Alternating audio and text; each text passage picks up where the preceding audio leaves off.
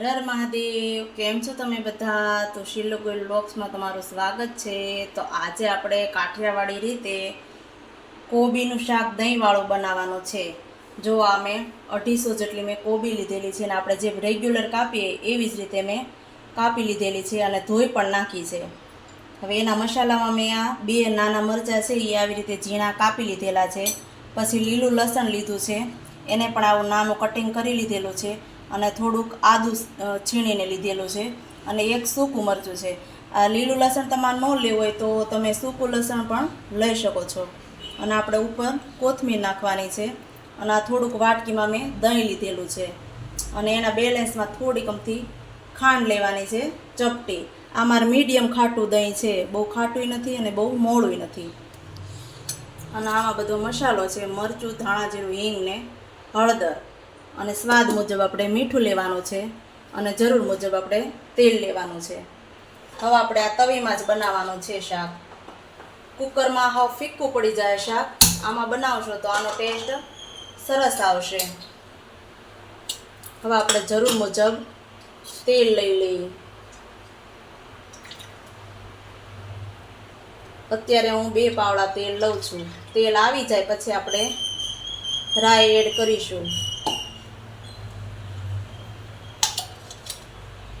હવે આપણું તેલ આવી ગયું છે એટલે 1 ચમચી રાઈ એડ કરીશું. રાઈ ફૂટી જાય પછી હિંગ એડ કરીશું. હવે તમારે થોડો ગેસ મીડિયમ કરી નાખવાનો. જો આપણે રાઈ છે હવે ફૂટી ગઈ છે. અડધી ચમચી આપણે હિંગ એડ કરીશું.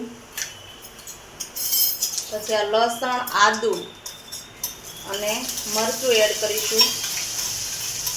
આને આપણે અડધી મિનિટ સુધી સાંતળી લેવાનું છે.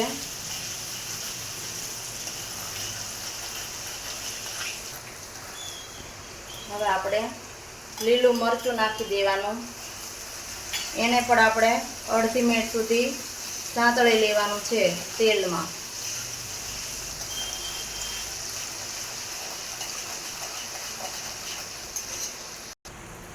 હવે આપણે અડધી મિનિટ થઈ ગઈ છે. હવે અત્યારે જ આપણે તેલમાં થોડીક હળદર એડ કરીશું, અડધી ચમચી.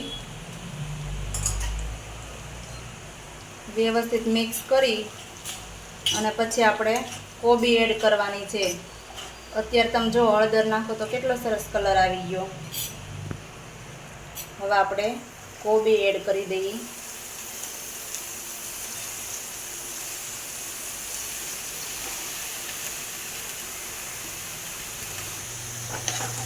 એને આપણે તેલમાં વ્યવસ્થિત મિક્સ કરી લેવાની છે.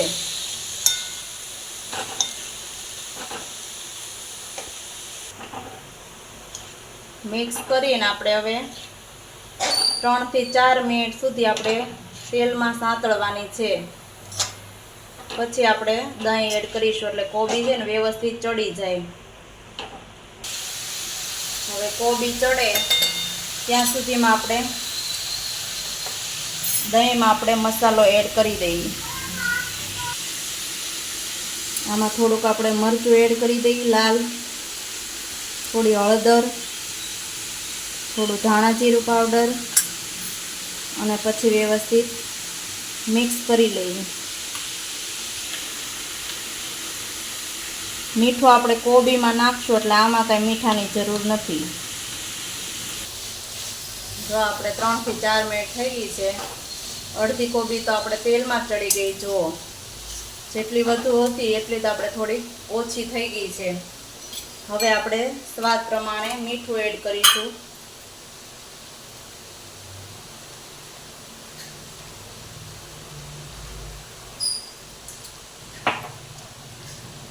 અને ધાણા જીરું 1 ચમચી, પછી મરચું 1 ચમચી. આ મારે મીડિયમ તીખું મરચું છે.